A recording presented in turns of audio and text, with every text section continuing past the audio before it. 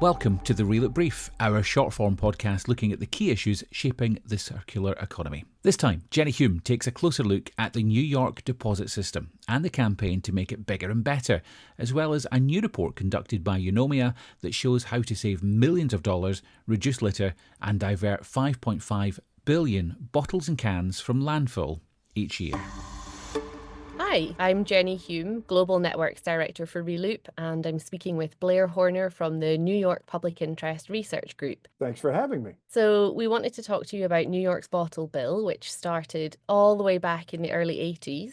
And as one of the first bottle bills in the world, it was a positive, progressive step at that time. But the 80s were a long time ago, and plenty's changed since then. It looks like we need to update the system in New York, which is what campaigners for the bigger, better bottle bill are doing. Could you give us a quick overview of what the bigger, better bottle bill legislation is all about? We're interested in hearing what are the main things that you'd like to see change to make the system better.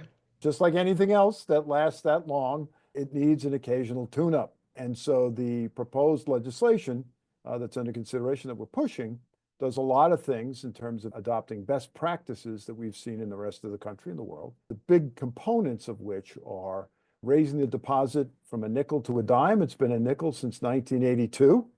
And I think everyone who's listening would know that what you could buy for a nickel in 1982 is not worth that much now. It'd be more like a penny. To expand to containers that are currently not covered. The current law covers carbonated beverages and water bottles, and that's pretty much it. And so the proposed legislation would expand to all other beverage containers except for dairy or 100% fruit or vegetable juices.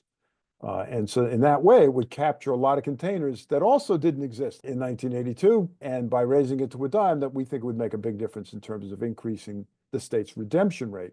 I mean, one of the things that sort of the context for this is the state of New York is facing essentially a solid waste disposal crisis. Within the next couple decades, the existing landfills, their permits will either expire or they will reach capacity. And the state's environmental agencies call for a move to what they call a circular economy, which is basically instead of making something, we buy it and then it ends up in the garbage and off to the landfill or an incinerator. The packaging product goes back to the manufacturer. The bottle bill is a great example of that, and the state environmental agency, in fact, called for the modernization of the law, and so that's what we're pushing for now. Deposit return systems can reach up to 90% take-back, which is amazing. And part of your work has been to commission this new analysis of the impact of these improvements to New York's bottle bill. And I just wondered if you could tell us a bit about this recent report and why you felt it was important at this point in the campaign.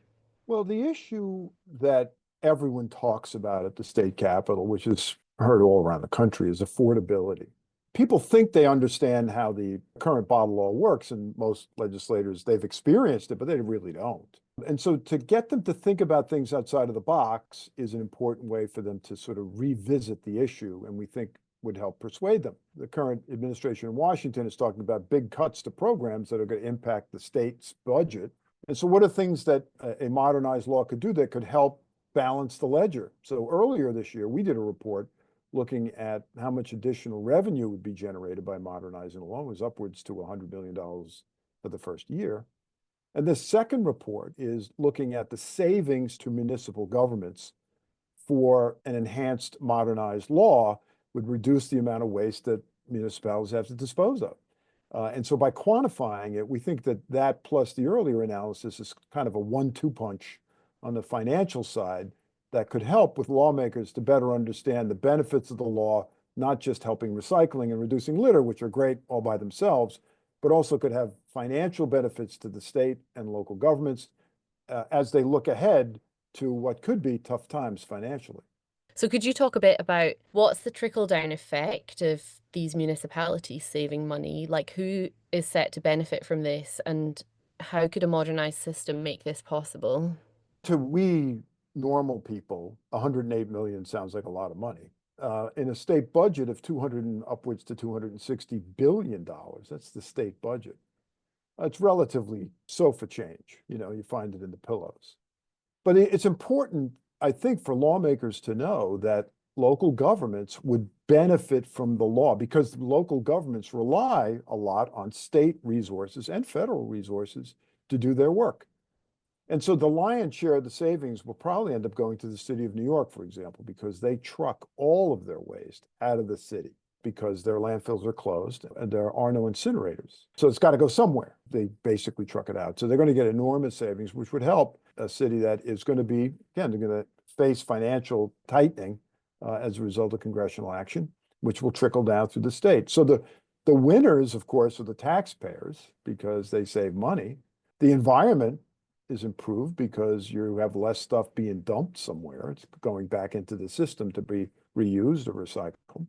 And it creates momentum for other types of similar proposals that deal with other types of packaging. Absolutely. And we've seen that in other parts of the world where we've had a charge on plastic bags, and then we've seen organizations who do regular monitoring have just shown the huge impact of the decrease in plastic bags they find on beaches year after year since that policy came into place. And as you say, drinks containers are like the low-hanging fruit when it comes to setting up a circular economy system.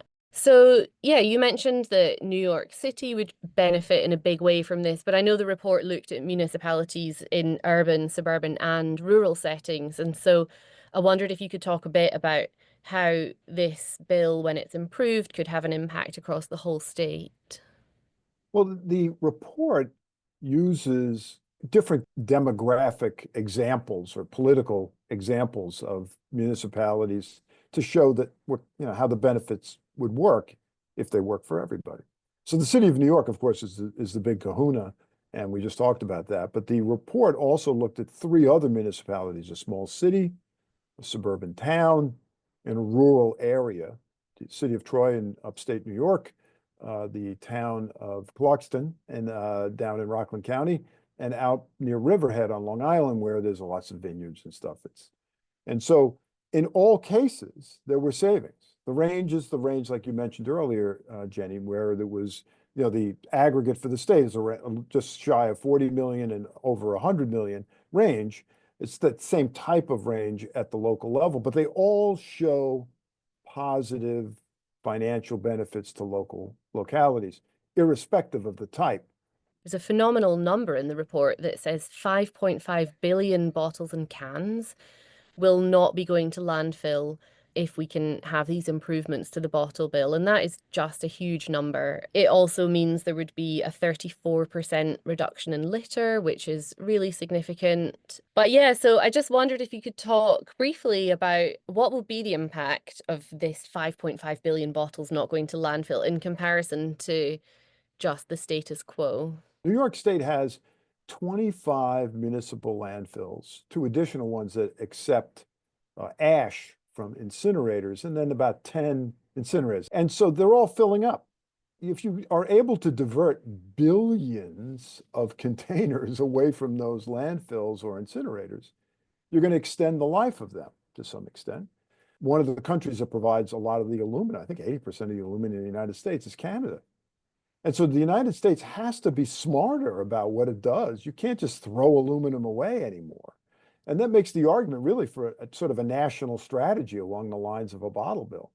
But in the narrow question here in New York, that just means we're going to be smarter about the materials that we use. It's going to extend the life of the places that we currently dispose of waste and encourage more policies to further reduce the amount of waste that goes to those facilities. And so 5.5 billion is a lot, of course. Where it plays out is it plays out in the ways I described. And that, as this report points out, it saves money at the same time because you don't have to pick the stuff up, put it in a truck, drive it somewhere, and then throw it onto a big pile of garbage. It goes back to the manufacturing, can be reused. It just makes complete sense, doesn't it? Yes. You've convinced me. Yeah. All right. Well, so thank you so much. I, for one, learned a lot. Thanks for having me. Thanks for listening to the Reloop Brief. Remember, you can check out previous episodes covering a wide range of topics and subjects, and subscribe or follow so you can get details of our next episode.